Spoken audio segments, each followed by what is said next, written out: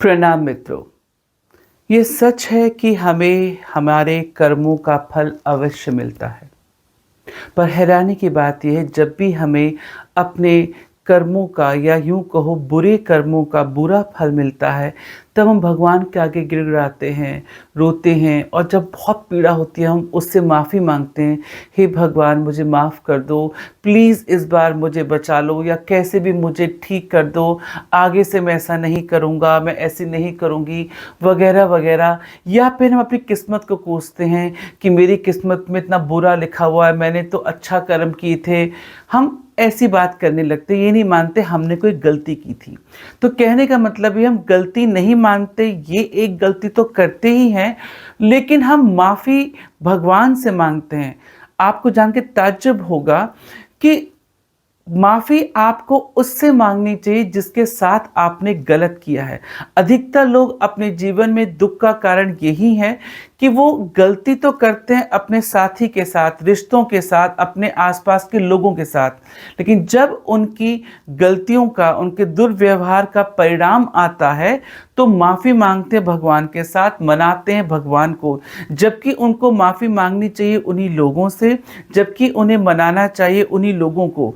तो यही कारण है कि जब लोग बहुत भगवान की पूजा पाठ भी करते हैं, बहुत हाथ पांव जोड़ लेते हैं, सॉरी बोलते हैं, फिर भी जब उनको कुछ ठीक होता नज़र नहीं आता तो किस्मत को दोष देने लगते हैं, और किस्मत को दोष देने से कुछ नहीं होता। ऐसे लोगों को हमेशा उनसे माफ़ी मांगनी चाहिए जिनके कारण उनका भाग्य खराब हो रहा है, किस्मत खराब हो रही है या जीवन खराब हो रहा है। लेकिन नहीं, ईगो इतनी बड़ी होती है क्योंकि वो भगवान तो हमें दिख नहीं रहा, वो मूर्ति तो कुछ बोल नहीं रही, तो उसके आगे हम सॉरी बोल लेते हैं। जबकि जिसका दिल दुखाया है हमें उससे सॉरी बोलनी चाहिए, जिसकी वजह से हमें कर्म नहीं फल रहे उससे सॉरी बोलनी चाहिए, जिस कर्म करने के बाद वो कर्म लौट के आ रहा है उससे सॉरी बोलनी चाहिए, क्षमा मांगनी चाहिए, उससे प्रॉमिस करना चाहिए कि आगे से अब ऐसा नहीं होगा। तभी कुछ आपके जीवन में राहत की, सुख की संभावना है। लेकिन हम सोचते हैं कि नहीं, कोई और यानी परमात्मा भगवान हमारे कुकर्मों को ठीक कर दे और हम उन गलतियों को दोहराते जाएं, जिसका हमने दिल दुखाया है उसको दुखाते जाएं, तो कभी भी आपको सॉल्यूशन नहीं मिलेगा। इसलिए मेरा ऐसे लोगों से अनुरोध है, जो लोग भी आज कहीं भी किसी भी सूरत में किसी भी ढंग से चीज़ों को भुगत रहे हैं, परिणामों को झेल रहे हैं, वो पहले सोचें कि क्या उन्होंने जिनका दिल दुखाया है, जिनके साथ गलत किया है, उन्होंने उनसे क्या सॉरी मांगी, उनसे क्या माफ़ी मांगी, तो एक दरवाज़ा खुल सकता है वहाँ से राहत का, वहाँ से हीलिंग का, वहाँ से दुआओं का। लेकिन हम बद्दुआएँ जिनसे कमा रहे हैं और माफ़ी किसी और से मांग रहे हैं, दुआओं की उम्मीद किसी और से कर रहे हैं।